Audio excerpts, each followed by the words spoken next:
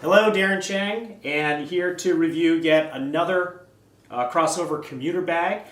This one is made by Think Tank, and what's interesting is that Think Tank is really primarily a company that makes photo bags or camera bags, and yet, as I've come to find, there are plenty of these camera equipment bags out there that really could double very nicely as crossover commuter bags, and that's why I've begun to look at them more closely, especially since I often have to or want to carry my camera with me at all times. Now, the one thing you should notice is that this bag is quite a bit smaller than the typical bags that I've been looking at. So, for example, here is a 26-liter Patagonia bag, and you can see here that it pretty much eclipses this Think Tank bag that I'm looking at. And primarily, I've decided to go smaller because I really don't want to have a bag that can carry a laptop. As soon as I need to have a laptop, I'm going to move to using my crossover day pack as opposed to the crossover commuter bag. So as long as it can fit my camera equipment and some key business essentials, that's what I'm looking for. And this bag, though it is a little bit small, I would say, seems to do a pretty good job. I think it's a little bit tight, perhaps. So let's begin on the outside as we usually do. This does have a flap, but what's important for you to understand is that this flap does not cover the main compartment, so it doesn't impede your ability to get access to the main compartment. It just covers the front of the bag. So right away in this front section you can see we have our organizer panel, and the only thing that I would like is for the zipper to continue down this way because it is a little hard to get to this part of the organizer panel over on this side. But there are places for pens. I can keep my wallet in this open pocket in the back. There's one of these key fob holding devices here. And in fact, there's a whole bunch of little slots that I'm not even using. There is a zippered pocket here, and I keep my gum and my Burt's Bees in there. I would say that perhaps there's not a lot of volume to it. It doesn't sort of go outward from the bag enough. So maybe a gusset or two would make this a little bit easier to work with. Not bad though. So below this flap, there are two ways in which it's held. One, there's Velcro on either side, and you know how much I hate Velcro. No silencers built into this. And then there's a buckle just underneath, which is completely hidden. So you can see the buckle here, attaches up to here. This is not a Fastex buckle, but it's, I would say it's just as quick, maybe a little fiddly actually, but not too bad. And then in here you can see there's this large gusseted pocket here in which you can keep file folders. So even though this is a pretty compact bag, it will be able to accommodate file folders without too much trouble. This gusseted area right here has a divider that allows it to break in half if you want to have, in a sense, since this is a photo bag here, you'd be able to put a camera body on this side and another camera body on this side. They do have this little pouch here. It's a wallet for compact flash and SD cards. I wouldn't use that myself. And then just behind this you have a zippered pocket, and in this zippered pocket I have all my drives and cables and dongles, etc. You'll also see that there's a zippered area behind this entire section, and that is to give you a little bit more volume in the main compartment.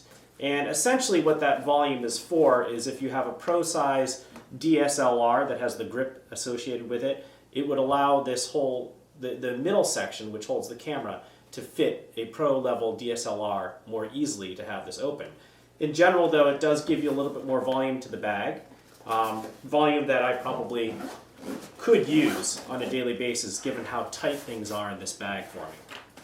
On the sides you'll see here that we have this nice stretched neoprene pocket which holds my coffee mug without a problem. And on the other side you have the exact same thing, another one, and for that I'm using it as my iPhone pocket. The one thing you'll notice all over the bag are these lashing points. Now these are lashing points that are for adding on pockets and pouches that you can purchase from Think Tank in the future if you want to. But it's always good to have these things because I can hang my keys and my IDs and everything off of these little utility pieces of webbing. There is an ID card slot here, opens at the top with a little bit of Velcro, And then beside this is the sleeve that you would open up on the top with Velcro, along the bottom with a zipper, slide it over the handle of your rolling luggage, and then you don't have to carry it as you whisk through the airport. This major big pocket in the back here, I'm using this to carry my iDevice. So I happen to have an iPad mini. You could easily fit an 11-inch MacBook Air, but there's no padding, so keep that in your brain that you don't necessarily want to bang this bag around since there's no padding on this side of the bag to protect your device. All right, so here we have at the top a handle. It's held together with this snap, which is kind of a nice thing to have here. Leather handles to keep it a little bit softer on your hands. And then we also have the ubiquitous shoulder strap. And in this case, the shoulder pad is pretty beefy. So it's a very comfortable shoulder pad, and it does have the vinyl rubberized underside to keep it from slipping off your shoulder. It is detachable, and metal hardware is what holds this on. You'll also see that you have a couple of D-rings, or actually 4 D-rings on the back, and this would be for a backpack harness so that you could use this as if it was a backpack if you wanted to. I actually kind of prefer to clip one side of my shoulder strap to this back clip here, to the back D-ring, and then the other side to this larger D-ring on the side. It actually makes it a little more comfortable for me.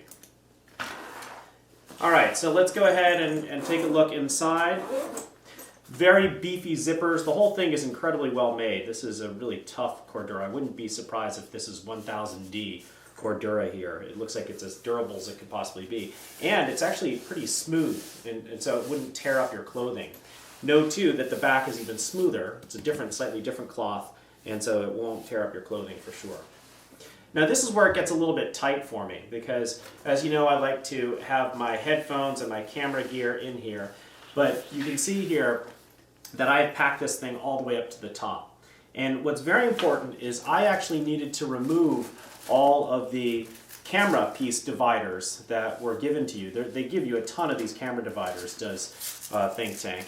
I removed them all because, frankly, they got more in the way of my ability to use this bag than I'd like them to, since I'm not using it primarily as a camera bag. But you can see here that the one problem you have is that the bag itself is so stout. It's such a stiff bag, and the zipper opening is such that it doesn't quite open wide enough, so you really do fight the bag a little bit to get into this center compartment here, the main compartment. And that restricts the feeling of its volume as much as it does just sort of making it hard for you to access your items. So inside here, I have my headphones, and then very importantly, you can see that I've actually slid in my old camera insert. So this is the camera insert that I've been using in all the reviews. And it happens to just sort of work better for me because I know exactly how much it holds and how much I'm going to need to hold on a day-to-day basis. And when you do that, you can see that now you've opened up a pretty big area in here. So, you know, if you didn't have a camera, this thing is a perfect briefcase. In fact, there's even a slot here. It's a padded slot. It's not felt-lined, but it is padded, into which you could put a small laptop. And it just so happens that Think Tank includes a rainfly cover in here, something that probably I'll make sure to detach and lose. So the actual interior is not too bad. It's just that it's a little bit small in volume for me. One thing you should see with this bag is that because of its structure and how stout the materials are, it stands really nicely on its own. And so that means that it's a little bit easier to pack and pull things out of because of that kind of structure. So it goes both ways. The stiff structure makes it harder to get into the bag, but the stiff structure keeping things open is what in some ways makes it easier for you to pack it or to take things out. One thing I should also note is that there is no place where I can put my sunglasses. I could put it into the interior of the bag, into my camera insert, which is not ideal, but there's no way I could ever trust it to be on the outside here. There's just not enough volume out here to be able to put in my sunglasses, and there's no protected padded area. So that does kind of make a little bit of a headache for me, given that my sunglasses are such a vital thing for me since they're prescription sunglasses.